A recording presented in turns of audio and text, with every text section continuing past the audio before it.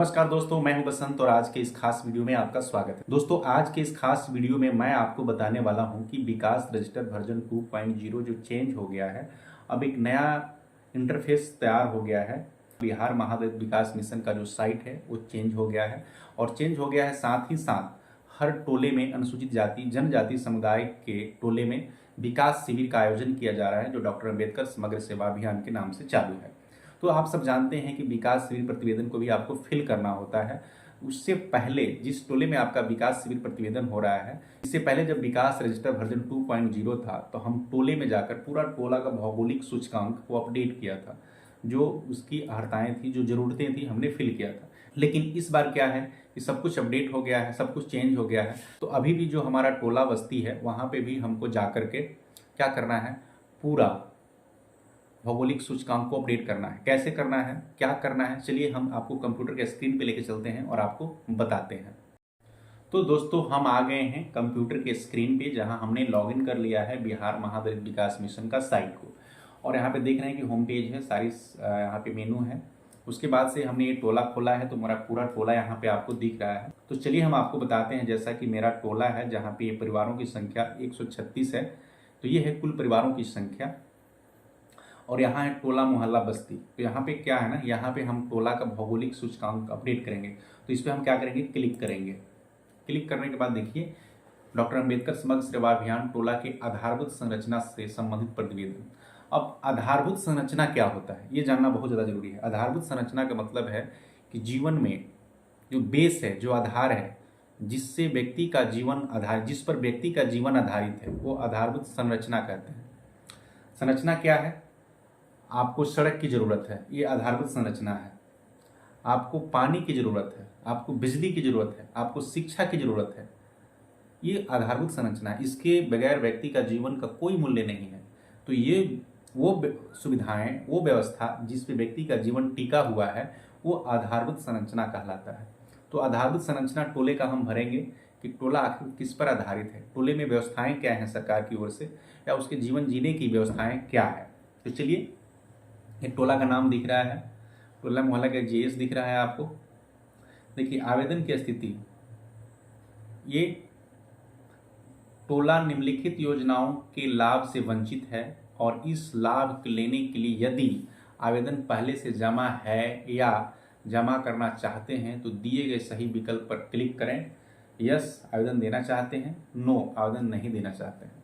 तो ये क्या है ना, पहले तो हम एक एक परिवार का खोल रहे थे तो वहां पे ये सवाल पूछा जा रहा था, लेकिन अब आप टोला का आधारभूत संरचना को खोलेंगे तो यही सवाल आपसे पूछा जाएगा। तो चलिए मैं तो चलिए मैं आपको बताता हूं कि मैं अपने पंचायत में अपने टोले की आधारभूत संरचना को कैसे फिल करता हूं, जिससे आपको अपने पंचायत के, अपने टोले के आधारभूत संरचना को फिल करने में आपको मदद मिलने वाली है। जरूरी नहीं है कि जो मैं कर रहा हूं वही आपको करना चाहिए।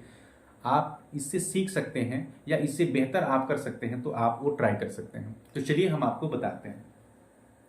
सबसे नंबर 1 है टोला संपर्क पथ की आवश्यकता।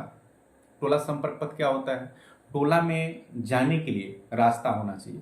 टोला संपर्क पथ एक मेन रास्ता होता है, मेन रोड होता है, और उस मेन रोड से टोले में जाने के रास्ता होते हैं। तो बहुत सारे ऐसी जगह हैं अनुसूचित जाति जनजाति टोले में जो कि बना नहीं है, बहुत खराब रास्ता है। तो संपर्क पथ नहीं होने से उनकी असुविधाएं होती है जीवन में।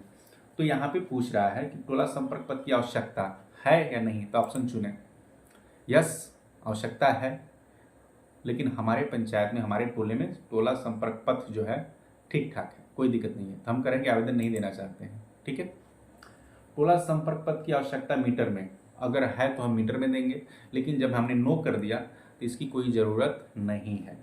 अगर मान लीजिए अगर टोला संपर्क पथ की जरूरत है तो हम क्या करेंगे, यस करेंगे, ठीक है। तो यहाँ पे हम क्या करेंगे, मीटर में दिखाएंगे कि कितना मीटर, कितना लंबा रोड से, मेन रोड से उस टोले में जाने के लिए कितना दूरी है। किलोमीटर में नहीं देना है, मीटर में देना है। 100 मीटर, 200 मीटर, 500 मीटर, 1000 मीटर के बराबर होता है 1 किलोमीटर। तो उस हिसाब से अब किलोमीटर में आपको पैमाना नहीं देना है, आपको मीटर में देना है। 100 मीटर है, 500 मीटर है, 200 मीटर है, ये देना है। तो चलिए हम यहाँ बताते हैं यस, और यहाँ पे लिख देते हैं 200 मीटर, ठीक है। अगर यस है तो, नहीं है तो हम नो लिखेंगे। चलिए ठीक है। पक्की गली नाली की आवश्यकता पूछी जा रही है। ऐसा नहीं कि वहाँ पे नेसेसरी है कि गली नाली बनवाना है, आवश्यकता है कि नहीं है। तो हमारे यहाँ हमको नहीं लग रहा है कि गली नाली की आवश्यकता है, तो हम यहाँ करें कि गली नाली की आवश्यकता नहीं है। संपर्क पथ भी है, हमने यहाँ नो कर दिया। ठीक है, ये खत्म हो जाता है कहानी इसका। पहले हम यस करके हम यस करते हैं, यहाँ से हम उसको हटा देते हैं, फिर उसके बाद यहाँ नो करते हैं, तो एकदम कुछ नहीं दिखेगा। ठीक है, पक्की गली नाली की आवश्यकता मीटर में, जब नो कर दिया तो कोई ऑप्शन की बात नहीं है।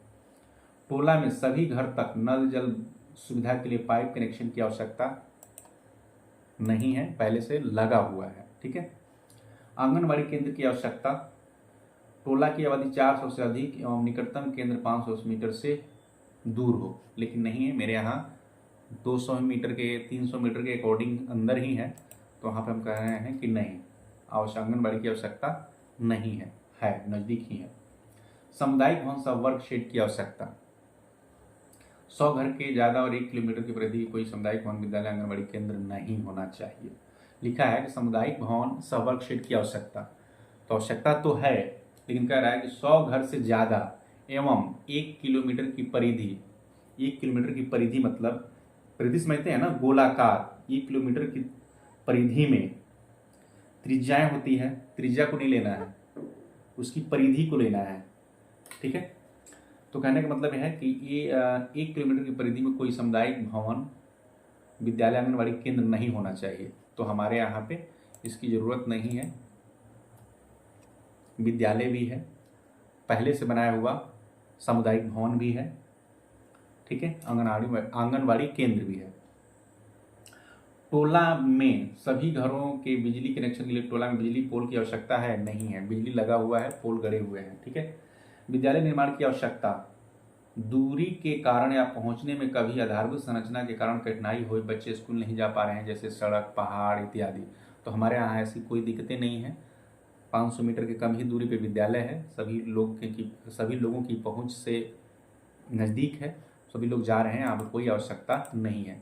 तो ऑलमोस्ट हमने सभी में नहीं कर दिया है। ठीक है, अब क्या करेंगे, यहाँ पे हम सबमिट कर देंगे। यहाँ पे ध्यान रखिए, once be submitted can not be change, एक बार आप फिल कर देंगे, दोबारा आपसे चेंज नहीं कर सकते हैं। तो जो हमने यहाँ पे आधारभूत संरचना का प्रतिवेदन फिल कर रहा हूँ, एग्जैक्टली सही भर रहा हूँ, कोई दिक्कत नहीं है। सड़क बने हुए हैं, बिजली नाली गली की आवश्यकता नहीं है, जहाँ है वहाँ पे बना हुआ है। तो हम क्या करेंगे, डेटा सबमिट करें। यहाँ पे हमने डेटा सबमिट किया, कह रहा है कि do you really want to save this data, कह रहा है कि रियली में आप डेटा को सेव करना चाहते हैं। हमने ओके किया। सक्सेसफुल का देखिए यहाँ पे ऑप्शन आपको मिलेगा कि सक्सेसफुल सेव, अभी सेव हो गया है। फिर हम होम में जाएंगे, तो यहाँ पे ऐसा कुछ दिखाई नहीं देगा कि आपका सबमिट हुआ है नहीं हुआ है, लेकिन आपने सबमिट किया है। अब दोबारा यहाँ पे जैसे खोलेंगे तो देखिए लिखा है डाटा ऑलरेडी सेव्ड, आप दोबारा उसे आप छेड़छाड़ नहीं कर सकते हैं। ओके आपने किया। तो इस तरीके से दोस्तों आप अपने विकास रजिस्टर का जो नया वर्जन है, उस वर्जन में टोला का भौगोलिक सूचकांक को अपडेट कर सकते हैं। उसके बाद ही तो आप परिवार को अपडेट करेंगे ना, तो परिवार भी अपडेट कर सकते हैं, पहले भी कर सकते हैं, लेकिन जरूरी है कि पहले आधारभूत संरचना को अपडेट कीजिए, उसके बाद से परिवार को भी अपडेट कीजिए। टोला शिविर प्रतिवेदन भरिए, फिर परिवार में किस परिवार में आपने आवेदन लिया है, उस परिवार में जा करके कौन कौन से योजना का आवेदन लिया है, उसमें भी जाके आपको अपडेट करना होगा। तो दोस्तों अभी तक हमारा वीडियो आपको अच्छा लगे तो लाइक कीजिएगा, चैनल को सब्सक्राइब कीजिएगा, और अभी तक हमारे साथ बने रहे हृदय की गहराइयों से आपको बहुत बहुत धन्यवाद।